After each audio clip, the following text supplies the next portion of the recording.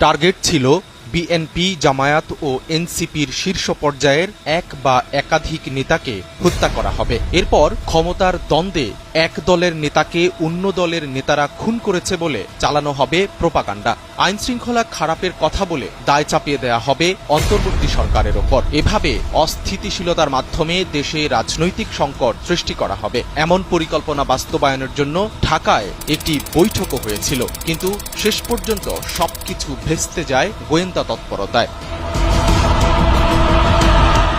ঢাকার অপরাধ জগতের এক সময়কার ভয়ঙ্কর নাম সন্ত্রাসী সুব্রত বাইন। তার বাহিনীতে রয়েছে মোল্লা মাসুদ, শুটার আরাফাত ও শুটার শরীফ সহ আরও কয়েকজন। ভারতে অবস্থান করা আওয়ামী লীগের কয়েকজন নেতা সুব্রত বাইন বাহিনীকে ভাড়া করেন ঢাকায় রাজনৈতিক নেতাদের খুন করার জন্য। পরিকল্পনা বাস্তবায়নের জন্য এরই মধ্যে হুন্ডির মাধ্যমে মোটা অঙ্কের অর্থ পাঠানো হয়। সেই অর্থ দিয়ে বিভিন্ন এলাকার শুটার ও কিলারদের সংগঠিত করেছিল সুব্রত বাইন।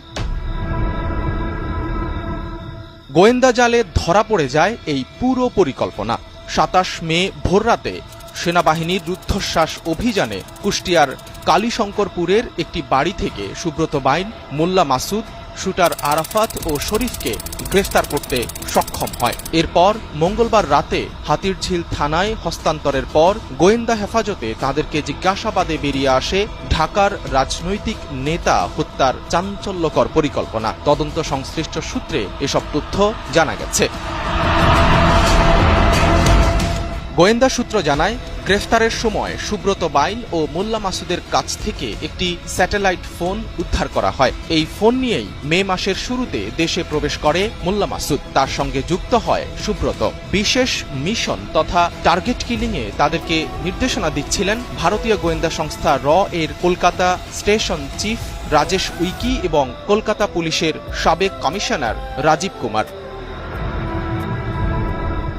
খুন করার তালিকায় কারা ছিলেন সে ব্যাপারে এখনও মুখ খোলেনি সুব্রত বাইন বাহিনী। তবে তারা স্বীকার করেছে, রাজনৈতিক নেতাদের পাশাপাশি ভারতের চিকেন নেক নিয়ে মন্তব্যকারী সাবেক সেনা কর্মকর্তা ফজলুর রহমানকে হত্যার পরিকল্পনা ছিল। ভারতে অবস্থানরত আওয়ামী লীগের শীর্ষ পর্যায়ের কয়েকজন নেতার সঙ্গে নিয়মিত যোগাযোগ ছিল সুব্রত বাহিনীর। অস্ত্র, গুলি ও ক্যাডারদের জন্য টাকাও পাঠাতো ওই নেতারা। হুন্ডির টাকা বেশিরভাগই লেনদেন হয় যশোর, কুষ্টিয়া ও ঝিনাইদহ সীমান্তে। এজন্যই তারা কুষ্টিয়ায় আস্তানা গেড়েছিল বলেও জানিয়েছেন গোয়েন্দারা।